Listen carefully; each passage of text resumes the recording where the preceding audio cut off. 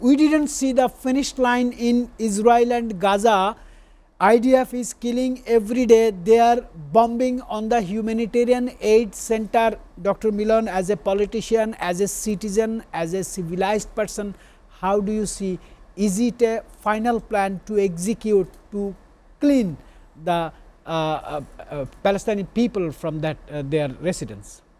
Well, the cleansing operation is going by Israel is not acceptable by the community of the whole world as well as the UN.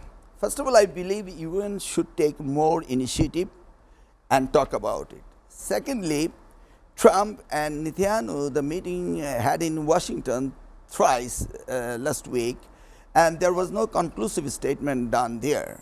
Rather than that, Netanyahu proposed that he must get a Nobel Prize on Peace. And when we see 58,000 Palestinians are dying and the relief work is not working, and the military interventions of the Israeli is going on and on and on. In this case, Iran was involved with Israel, the war we had seen, and there we saw that Israel was begging to... Sir, just 30 seconds interruption. Iran was not involved. Israel has put bomb on Iran, and Iran retaliated. And then Israel was begged for ceasefire. You see, here we can calculate how the Middle East will work. Iran is not going to give up, even though they have few people died, the high personnel, but still they are there. And the nuclear weapons making that process has been stopped, and Iran is wishing to do their own way to threat the Israel. In this case, I believe this war is not going to end it unless United States and Israel jointly goes for ceasefire and stop genociding. In the meantime, you know, everybody does the same thing. Like in Ukraine war, Putin wants to stay in power, so he wants to have some war with the other countries and domestic all the problem shut down right away. At the same way, Netanyahu, he wants to have this problem with Israel and Palestine, then he can stay in power. As you know, he is convicted from the International Criminal Court of Justice. So this is another politics going on there. So it will continue. But in the meantime, the world peoples are so much aware of it, and the United Nations, of course, the veto power is only the 5 nations. It should be increased, more liberalize this kind of power veto. So their United Nations should take a strong stance for ceasefire. I believe then something will work out. Dr. Milan was engaged into Bangladeshi politics, and he is always concerned about the interest of Bangladesh. I want to align a question regarding this particular issue, but align with Bangladesh. How should Bangladesh and other Bay of Bengal nations navigate their relationships with China as tensions rise in the South China Sea and Taiwan Strait? But Bangladesh is going to be affected some way, somehow, because we are in the Chinese, that chain line. Well, my simple answer is don't put all your eggs in the same basket.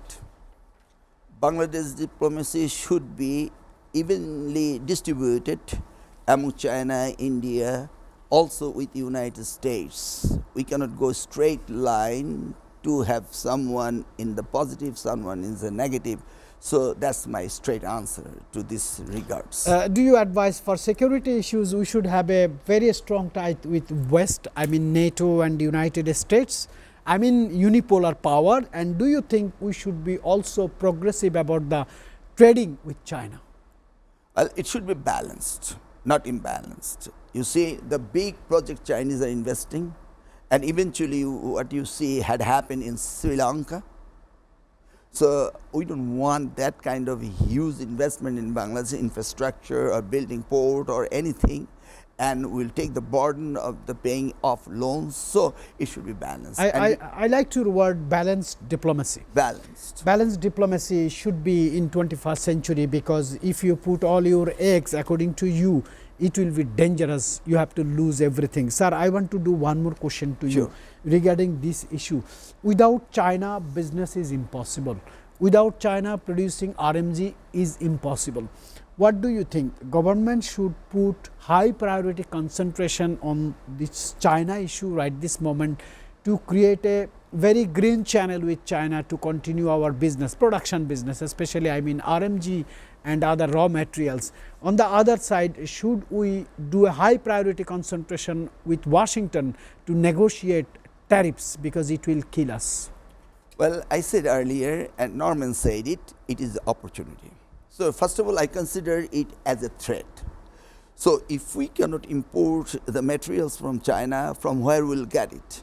Let's say the United States is agreed to export their cotton to Bangladesh, tariff is zero import. So, in this case, we can take the raw materials and build our textile industries and be stand on our own feet and make ready-made garments and export it.